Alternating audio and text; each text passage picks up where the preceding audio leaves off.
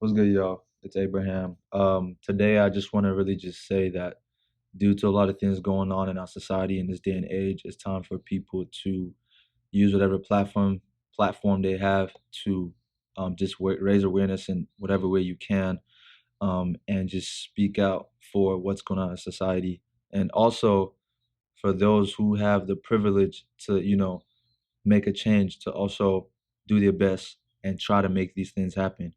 Um, there's a big problem in our society right now, and it is racism and police brutality, and it's time for that to come to an end. And I want to stand here and say today that Black lives do matter, and please be a part of the solution and not the problem. Appreciate y'all.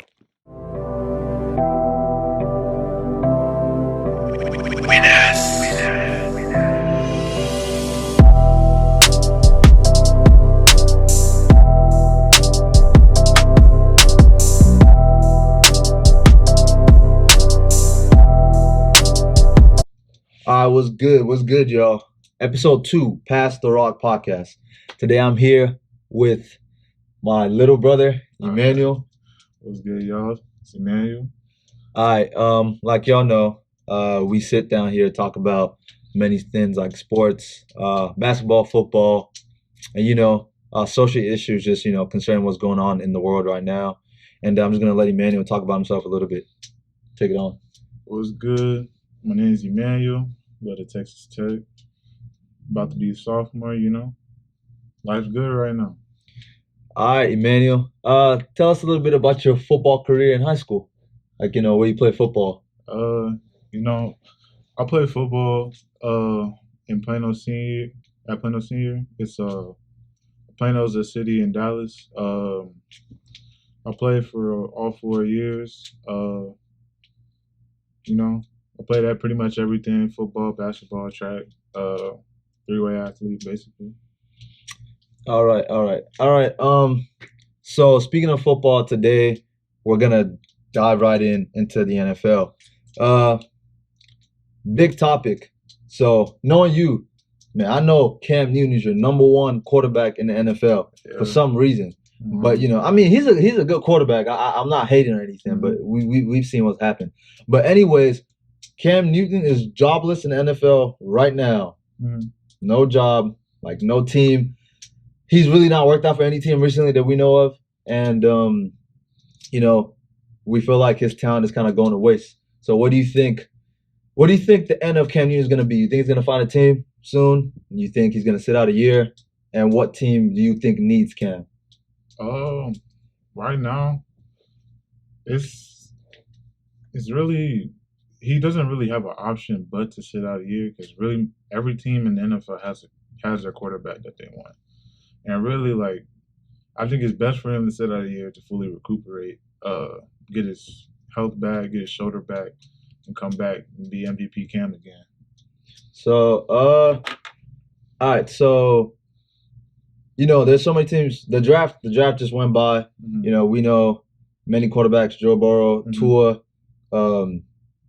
Just many people got drafted this year. Jalen Hurts. Who do you think? What team do you think right now needs a quarterback like Cam and could help him progress his game? I think the biggest team that missed their opportunity was surprisingly Tampa Bay, because I feel like Tampa Bay Missed the opportunity before they signed Brady. Okay. Before You they should have signed said that Brady. first. You should have said that first. Before they signed Brady. Let me explain why. The reason why Cam has not won a ring right now is because he hasn't played with weapons. Like, if you think about, his best receiver was Devin Funches, and he ended up turning into a lineman. So, what do you like? Cam has not had a consistent. Actually, it wasn't Devin Funches. It was what's his name? Oh, I was like Devin Funches. No. Kelvin Benjamin. Yeah, I mean, Kelvin Benjamin. He's not a lineman right now, but like he gained a lot of weight into like Kelvin Benjamin's situation was different though. Like he gained a lot of weight after like his rookie season. He did well. He was almost one of the best rookies. And then his second season, he tore his ACL doing like right before the season started. Went and doing training camp, and then his doing like from that ACL tear, was that year they went to the Super Bowl, and during that time he just kept gaining weight, and that's when he looked like a tight end. But he he fixed that situation now. But keep going though. I feel like with the weapons that they have, like you got Mike Evans, you got all these different weapons. Like with the weapons that they have, and with Winston, like exiting, like that's the perfect place for him to go. It just makes sense, Hmm. especially with his play style, and like it's not that he can't throw. Like people mistake his completion rating for as bad because if you think he hasn't had receivers like Drew Brees has always had the receiver to throw to. I won't say Tom Brady. Tom Brady was leading that team by himself. But you know, all these quarterbacks they have number one receivers to throw to. He's never had a number one. True, true, true. Okay. Personally, I think as outrageous as this would sound, I mean, we know Tom Brady left the Patriots, like Bill Belichick. He has something good going on back there. He's a good coach. He knows what to do. But I mean, I think that like Tom Brady, no doubt, Tom Brady is one of the best quarterbacks of all time, and solely because of his talent and stuff. But I feel like Bill Belichick also had a lot to do with Tom Brady's growth as a quarterback. Mm-hmm. Like he would have probably been good regardless of the coach because talent just talent's just like that. But like what I would say is Bill Belichick definitely has a good history of making quarterbacks become good. Because even Jimmy Garoppolo, who's on the 49ers right now, I mean, he's easily good. But like you understand that like him being behind Tom Brady for years and being coached by Bill Belichick made him the kind of quarterback he is today, in my opinion. Maybe it's not true, maybe it is, but that's my opinion. But I do think that if Cam had gone to the Patriots, I think it would have definitely developed him as a quarterback. Maybe, I mean, he didn't have to start. It could have been like a Jameis Winston type situation, be right behind Drew Brees. I mean, because Jameis Winston he's in the class. He's taking an NFL class right now, right behind Drew Brees, because that's what he's doing. He's not there to play ball. He's there to learn. Yeah. And I feel like maybe that's something that Cam might have needed. But Cam didn't really struggle as bad as Jameis did. So I feel like honestly, Bill Belichick could have turned him into a really good quarterback. He could have fixed like the problems that he had, those fumbling problems, the little bit too much interceptions he threw. Mm-hmm. But I mean, we're just gonna move on to this next section. Today, we're talking mostly we're talking everything NFL or mostly NFL. And today's section is called Change My Mind. Pretty much what this section is all about is there's a topic, and I have a certain stance on this topic, and he has a certain stance on this topic, and in a sense, we're trying to bring each other to like maybe a good agreement, or in a sense, like the name says, change each other's mind on what we believe. So we're just gonna kick it right off with the Tampa Bay Buccaneers. I'm gonna start this off because I really wanted to talk about this. So in Tampa, they've had a wild ride for years. We're not even going to talk about the history. We're just going to talk about basic stuff that has happened within the decade. They drafted Jameis Winston, and then they had Fitzpatrick as well. Play quarterback for a little bit. There was a point in time where Fitzpatrick was about to take Jameis's job. That didn't work out. But I do think they were missing a lot of keys in a lot of areas. But after this whole quarantine lockdown that we've had, and there was a point in time where NFL teams were just making moves, like day by day. Like every day we woke up to a new news about something happening. Now, one of the biggest and the smartest things the Buccaneers did was sign Tom Brady. They have signed Tom Brady now, and I mean, it's a no-brainer. Like Tom Brady is the starting quarterback. Everyone knows that. And bringing in Tom Brady gave him the opportunity to be able to bring in one of the best talents to ever play the game in Gronk. So Gronk is in there, Tom Brady is in there, and now we already have Mike Evans, who's already Mike Evans is one of the best receivers in the league right now, and he's already on that team with a quarterback weapon like Tom Brady. On the D line, they have Ndamukong Suh. They have so many other key weapons in the whole in the team, and they also have Godwin again at wide receiver. I say all this to get to a conclusion of the fact that I think the Bucks, maybe not right away, but they are ready to become like at least they have to be in the topic of the Super Bowl. Like I'm not saying they're gonna win the Super Bowl. Like they're gonna this season is like bam they got Tom Brady and they're winning. I'm not saying that. Mhm. I'm saying like they are champion contenders, playoff contenders, and I believe that like if things go well. In a sense, with a leader like Tom Brady, who has played in multiple Super Bowls and won multiple Super Bowls, a comeback king. Let's not talk about Super Bowl 50 or Super Bowl 51. I'm tripping. Super Bowl 51. Let's not talk about that. A comeback king. That's not. That's the least. That's just one of his comebacks. And we know Tom Brady is a great leader. I mean, he has a temper and everything. We know that, but he's a great quarterback skill wise, a great leader skill wise, and knowledge wise, and also he has experience. Plus, they have weapons on the receiving end, and their defense is coming together. I think the Bucks are playoff contenders and possibly Super Bowl contenders this coming season. What's your take on that? I disagree All to an right. extent. See, for those who don't know, Tom Brady played on the Patriots, which means they play on the AFC East, and their division was like in his most of his career, the division was very weak. They play the Jets, they play the Bills, and they play who else? The Jets, the Bills, They play the Jets. and the Dolphins. Yeah, and they okay, that's pretty terrible. Like they playing a terrible Okay, division. but you're not gonna like the Bills did pretty good this year though. This year, Or this past year at least. But I'm just saying, like Tom Brady has played in the Patriots majority of his career, and so like now that like he's not playing in an easy division, he's playing against the Saints, the Panthers, he's playing against the Falcons. Like these are good teams. Like the NFC, like the thing people don't realize, the NFC is a whole different breed because almost every single team in that division is good. And like Brady is used to, like we saw it this year. Brady is used to that first round bye, and all right, we only got 2 or 3 games, and we get a ring. Like that's how Brady. That's how his life has been easy. Like he hasn't had to really grind. Like he hasn't had to really do anything. Like it was like my thing is if he goes to the if he goes to since he's at Tampa Bay, right? He goes to the playoffs. Like there's like the Saints are still there. There's a possibility he may not get a first round bye.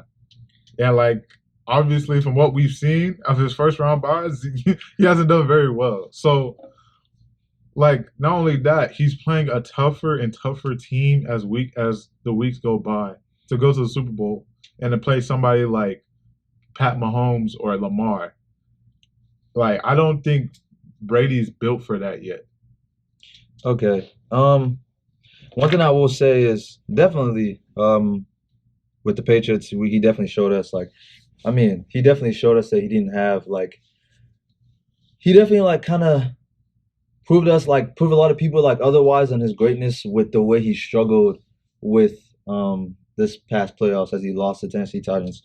But I will say one thing: without Gronk on the Patriots, on that offense, okay, look, let me tell you something. I don't want to sound outrageous, but he was playing with a damn near bum team. Like, cause like they had Julius Edelman. The guy Julius Edelman is the type of guy who in Super Bowl 51 caught the most ridiculous pass with like 2 or 3 defensive backs on him, and the same guy has dropped multiple wide open passes, like a slant, a 3 yard slant, and he drops it wide open, no pressure at all. So he had that. He had people like Amendola. He had Hogan. He's had multiple wide receivers that like we know their names, but like at no point in time have they been um top 5 receivers in the league. Mm-hmm. I mean, we're not. I mean, Gronk's a tight end, so we're not even talking about the Gronk era. We're talking about after Gronk. And like, only time I can say Tom Brady really played with top receivers is back in the day when he played with Randy Moss and when he played with Wes Welker. Those are like the few times we talk about. Now, when I'm talking about this past, I'm talking about post Gronk right now. Mm-hmm. He played. He's played with no good receivers on the offense, and I mean he's had, I mean, good enough running backs, but like at the same time on that offensive squad, like he is like the person who has made them what they are. He Mm-hmm. took those receivers to the Super Bowl, makes them look good, like, and like he's done it time and time again. Now, yeah, he struggled. Yeah, he's been playing with it like he's been having the bye, uh, not having to play the walkout week, and um he's also been playing like other bad teams like the Dolphins and the Jets, obviously that have been struggling over the years. But you need to understand that like he's Tom Brady. Like regardless of the like, yeah, he plays those four teams, but he's played other he had to deal with teams like he had to deal with the Jags when they had Jalen Ramsey and AJ Boye on opposite side of the field. And like he beat them to go into he beat them to go into the Super Bowl if I'm not tripping, Yeah. like a few years ago. Yeah. And like, dude, like again, he had a team that was not even like that spectacular. Like the Patriots have looked very good all these years because of Belichick and Tom Brady together. Mm-hmm. Not Tom Brady or not. I mean, not just Belichick alone coaching, right? Because like Belichick can coach as much as he wants, but like Tom Brady still got to do what he tells him. Like if he doesn't do what he tells him right, or he doesn't do what the game plan is right, like they're still not going to win. So at the end of the day, it still comes down to Tom Brady being as good as he is, and he has weapons now. He has Mike Evans. Yeah. He has Mike Evans. He has Gronk.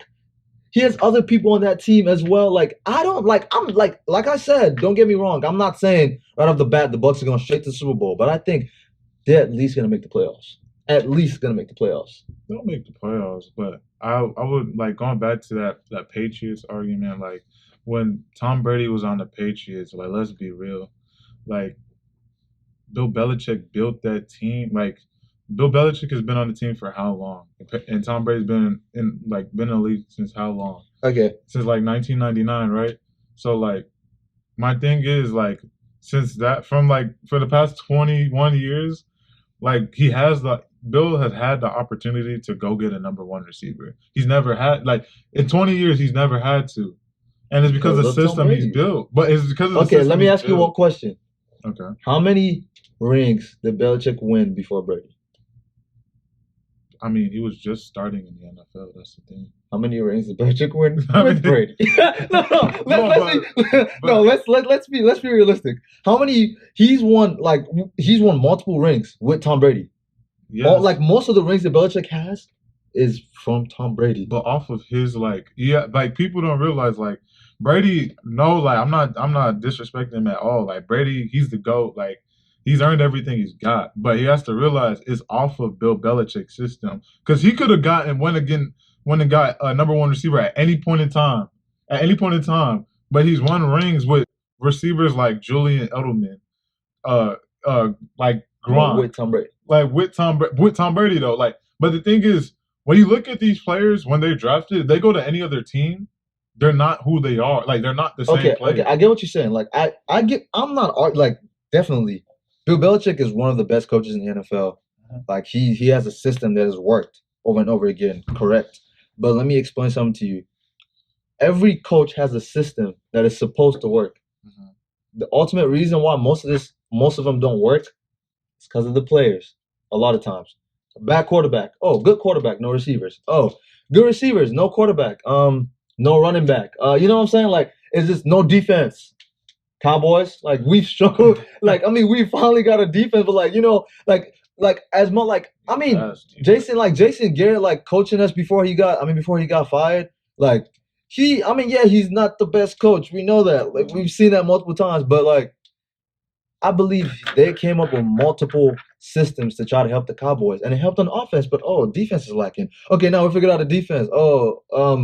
Zeke didn't go to training camp. Now you know what I'm saying? Like it's different things that will literally help. They'll literally hurt you in different ways. So like I believe that if Belichick and Tom Brady were not on the same page, like Tom Brady literally helped Belichick build the Patriots dynasty right now. Like they're like the Patriots have the most rings in the NFL right now. Yeah. Like you know what I'm saying? Like yes, Belichick has a lot to do with it, but Tom Brady has a whole lot to do with it as well. And I believe that whole lot is what he took to the Bucks. I mean, But I don't want us to get too deep in this topic because we're gonna get carried away. The only way we can agree on this topic or agree on something on this topic is if we come together and just say Bill Belichick couldn't have done it without Tom Brady. You don't believe that? I'm not saying he couldn't have done it without Tom Brady. I mean, there are probably other people he could have done the same thing with. But I will agree that Tampa Bay will go to the playoffs. Okay, And Tom Brady helped out Bill Belichick as much as Bill Belichick helped out Tom Brady. I'll go with that. That's cool. That's cool. But all right. Speaking on the Patriots and the division, we're going straight into the Dolphins. Huh. Another team that has struggled the past couple of years. Now, this past year, the Dolphins struggled a lot. Like we saw the Dolphins have one of the worst. We've talked about the Browns and how the Browns have had bad seasons, and we've seen some teams have terrible seasons, like the Lions 0-16. Like we've seen teams be bad, and yeah, the Dolphins didn't necessarily get into that kind of problem, but like they barely won any games this past season, right? And so we're just gonna talk about the new draft class, the new people they signed this past off season, and how that's gonna affect them. And I know you're really psyched about this topic, so we're gonna let you talk about this. All right. So the point of this is the point that I'm saying is the Dolphins right now are set up to win a Super Bowl within the next decade. And let me tell you why. If you haven't noticed, like they just found like a diamond in the rough with a number one receiver. Well, I think could be a number one receiver and be a really good receiver for the next year. Devontae Parker. Mm. Devontae Parker could be a really good receiver. He has a good supporting cast with Wilson, and they have a decent tight end, right? Who's also a diamond in the rough, like. Okay. And that's what they had alone, like without setup. And they have their defense is iffy because they have good defenders. Like they have people who are extremely good just in with playing with terrible people. And so the way that they've been set up, they basically took that 2018 Patriots defense that was unstoppable, the number one defense in the league. Mm-hmm. They got Van Noy. They took majority of that defense, paid them, and just drafted a quarterback, Tua, from Alabama, who's played with arguably the greatest college coach of all time, and has played to perfection. It's always been in the Heisman talk, always been in the national title talk. Like they are set up to win the championship within the next 10 years. With the squad that they have now and what they will add with years to come, they're set up to win the championship within the next 10 years. All right, man. So you're telling me by it's 2020, right? Yep. So by 2030, the Dolphins will have a Lombardi Trophy. You see how I laughed when I said that? No. Okay. Let me not be okay. Let me be straight up. I don't think what you're saying is 100% outrageous. But first of all, the Dolphins have a. Let me tell you the reason. Like, there's gonna be so many struggles. First of all, if you've noticed a certain trend in the NFL, it's only worse in college. Like when you have a multiple quarterback competition in the league, like in college, at least in college, they work out. Like we saw Cardell Jones and JT Barrett like get it going. Like they did something great, right? Okay. Now let's go to the NFL, right? When you have that two quarterback problem, it doesn't tend to work out a lot for the team, right? So with they have Josh Rosen on that roster. Okay. They have Ryan Fitzpatrick on that roster, and they have the great young rookie Tua on that roster as well, right? How are they gonna pronounce his last name? I don't like messing with his last name, bro. Tag Malloy? Tag Dude, you see, you already messed it up. Whatever. What are you doing, bro? Tag Malloy? What are you doing, bro? Come on, bro. But okay, what I'm gonna say is that first of all, Fitzpatrick. I mean, he tends to just come in and do an amazing job sometimes, and then sometimes he just like like he's Mm-hmm. gone from the Jets to the Buck to the Dolphins to like a lot's been going on in that guy's career. Like he's one of those quarterbacks, and then you have Josh Rosen, who's like a young quarterback as well. He hasn't really got to get a full on like he hasn't got to get his stance in the NFL, and you have Okay. Tua, who's coming off a hip injury, Mm-hmm. a very bad hip injury, which he eventually is like recovering from now. Like he's practicing and everything. Mm-hmm. But I need you to understand that like Tua did not play the last few games or like the second half of his college career. That's one. So believe it or not, that's gonna affect him. Um, Number two, Tua's a rookie. Okay. Tua's a rookie. Don't get me wrong. Tua can he can somehow go into the NFL and dominate. He can be like one of those rookie quarterbacks who just does like wonders and stuff. Like I'm not saying that, but like Tua's a rookie and he doesn't necessarily have any quarterbacks on that team that can like guide him in a sense to get to where he needs to be. In my opinion, Tua, he's not gonna do terrible. Like he's gonna Mm-hmm. he's gonna figure something out. But he might have one of those Kyler Murray first seasons where it Mm-hmm. was just up and down. Because Kyler Murray did not really have anyone to show him the way. You know what I'm saying? Like he didn't really have like a lot of quarterbacks who go into the league. Um, like if you notice, there's really like a very big trend of quarterbacks going into the league and struggling. Okay, now let's talk about the two best young quarterbacks in the NFL right now: Lamar Jackson and Pat Mahomes. Right? Okay. Pat Mahomes, when he came to the Chiefs, he had Alex Smith. Alex Smith was a good quarterback. Right? Okay. So believe it or not, he probably learned some things from Alex Smith, and Alex Smith showed him the way. When when Lamar Jackson came into the league, he was right behind what's his Joe name? Joe Flacco. Flacco. Joe Flacco has a ring or a couple of rings or so. Mm-hmm. He also got to learn some things from Joe Flacco, who has good experience on in the league as well. Mm-hmm. Now look at a lot of quarterbacks who come straight into the NFL and they get started as rookies, but they struggle. Um, you can also talk about what's his name, Jameis Winston. You can talk about Jameis Winston as well. He's not really got his stance in the NFL till now. He Mm-hmm. came to the NFL. There's no quarterback showing the way. Kyler Murray came to the NFL. There's no quarterback showing the way. You can keep going. A lot of this bus they come into the NFL. There's no quarterback showing the way. You know what I'm saying? Like Tom Brady being the great quarterback that he is, someone showed him the way. Like it's Joe like Flacco. someone like what So you know what I'm saying? Like someone in a sense always like show them some type of like path. But when you're a rookie, the NFL is not a game. Like in college, like you can flourish and do what you want and like just do whatever you want in that place because it is college football. mm-hmm. Like there's different type of athletes. There's the freak of nature athletes and there's athletes who are just trying to figure it out. Like you know what I'm saying? Like there's not like that's why not every college player goes to the NFL because not everyone is a freak of nature. Not everyone has that kind of like you know what I'm saying. So it's like you are not playing with like the best of the best in the NFL, you are playing with the best. This is the best it gets. Like there's nothing. The only thing after the NFL is the Hall of Fame. That's it. So like there's nothing. It doesn't get better than the NFL. So like when you're playing with the best of the best, you are 21, 22, 23 playing against a man who's like 29, 30, big, 275 pounds of muscle All right. coming at you. Like, you know what I'm saying? Mm-hmm.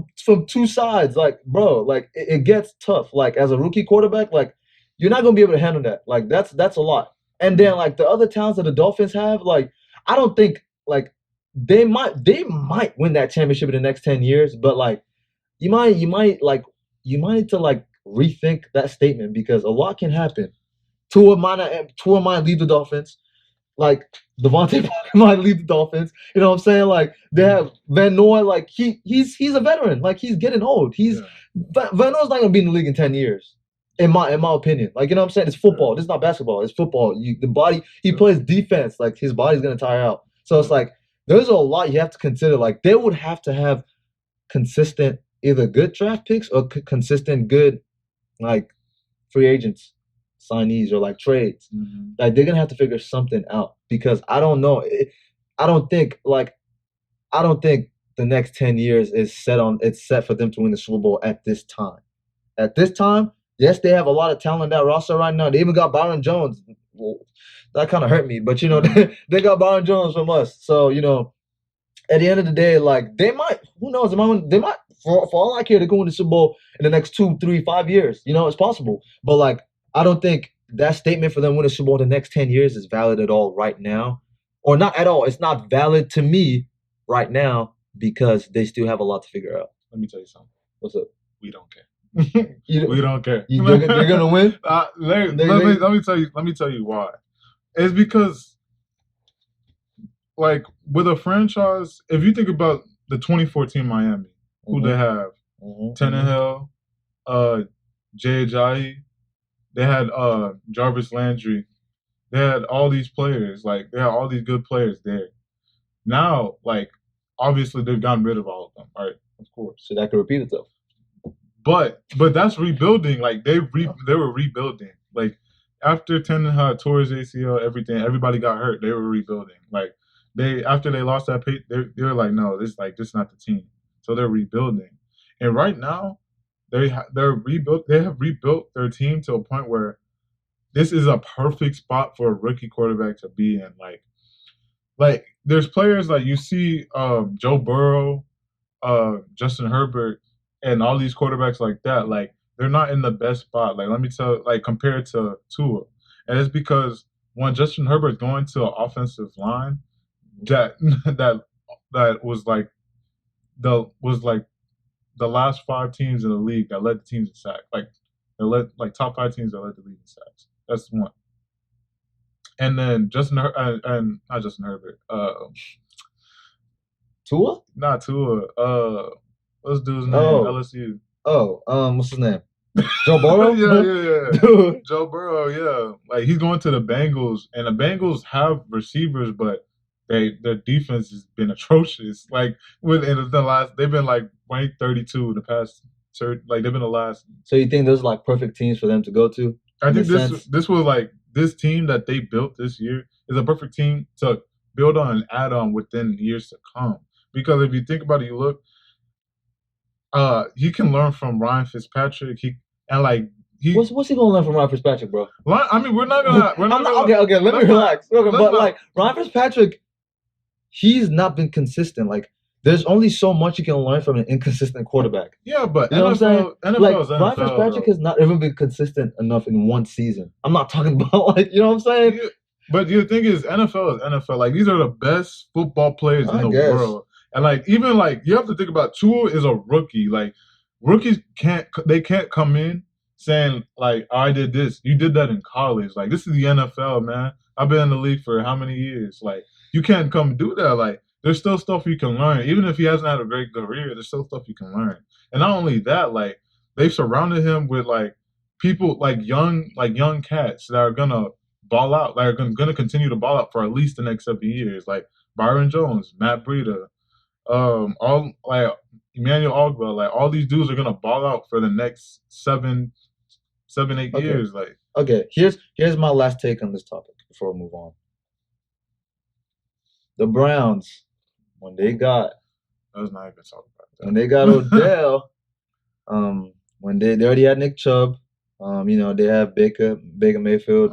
They got what's his name? Kareem Hunt. They got Kareem Hunt. I mean, that situation. They got Jarvis Landry. Like everyone said, oh yeah, the Browns. Like no, the Browns are at least making. I said it myself. I said the Browns are at least. I said they at least winning 8 to 9 games. They didn't do that. I said they're at least gonna do that. I said the Browns are at least gonna make the playoffs. I'm like the Browns are gonna come. Like bro, like they have Odell. They have Jarvis Landry, bro. They have running backs. Like bro, they're gonna make it out. They did not make it out. You know why? Because they fumbled the bag. It's not just that. Like you can have so much talent. You can have as much talent as you want. I don't want to talk about basketball like that, but I have to bring this in. Like Lob City, example. You can have as much talent as you want, but when that team cannot figure it out, they're not going anywhere.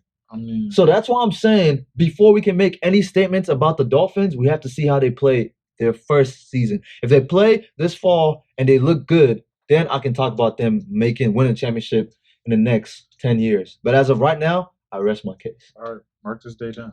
All right, all right. So the the final topic of this podcast today is something a lot more serious, like something going on that everyone knows what's going on in the society right now, which is police brutality on mainly black people and people of color. And we have seen that multiple times.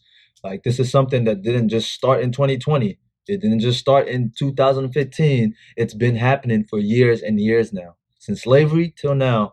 And we've seen this happen over and over again. And like people of color, black people like us, are literally going through challenges in the community.